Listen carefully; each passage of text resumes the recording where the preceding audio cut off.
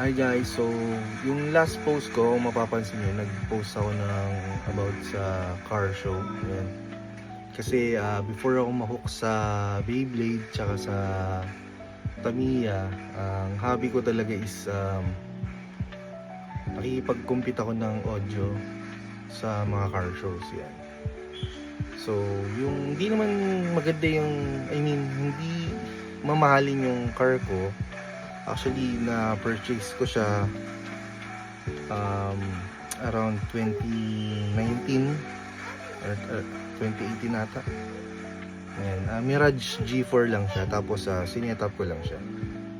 Tapos syempre nung college ako, parang uso yung mga may mga sounds sa cars.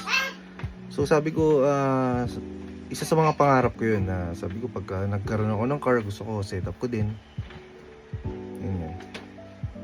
So yun yung story no. And then natalo kasi ako, parang yun yung pinagtutungo ko dati ng pansin. So kung sa, let's say sa Beyblade meron grand tournament si Banky, tapos sa Tamiya yan si Brickyard, meron siyang mga legs or yun nga mga grand tournaments din.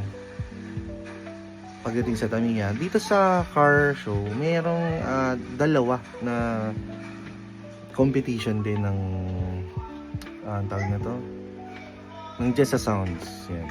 So sa bawat car show meron naman talagang audio competition, pero yung malakihan, there's Pican and meron din itong EMA.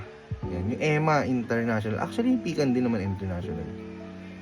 Tapos yun, gusto ko na sumasali doon kasi usually nagiging laban na ng mga installers yun pag nagpa-install kayo ng car audio.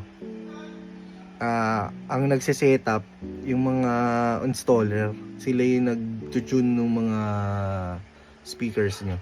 Pero ako, ang ginawa ko, nagpapa-install ako, tapos ako yung mismo nagtotono kasi gusto kong maintindihan.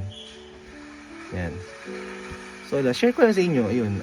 Kasi last na ako sumali, yung nasa video around 2023 yun.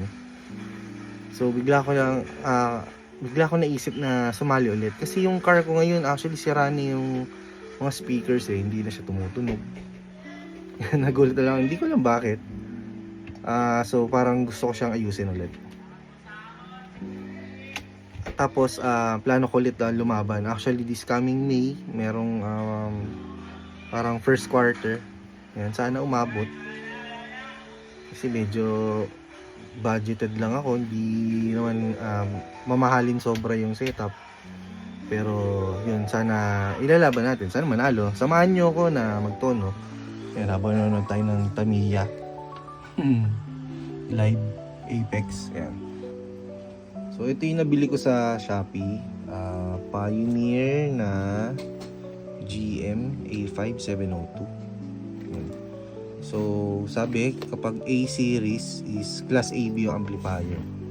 So yan, 2 channels. I-bridge ko siya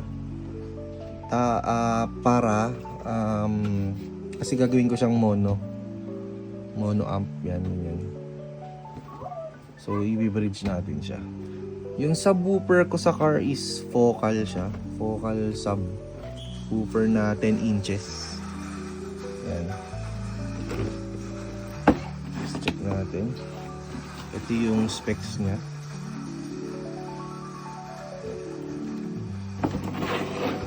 So, ito yung amplifier, mabigat. Yan, yung maganda. Alam mo talagang quality. So, yan yung mga settings. Dito may kakabit yung power, tas yung ground. Yan.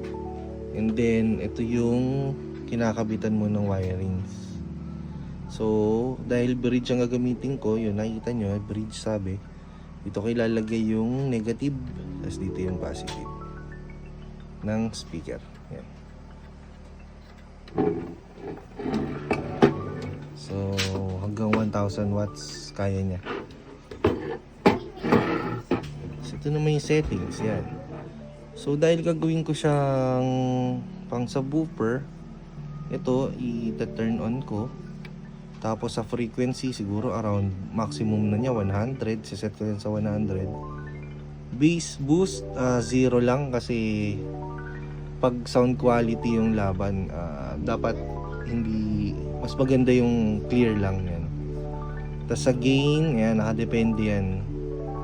So, tsaka na natin tindihin yan. And then, yan, dito mo ilalagay RCA.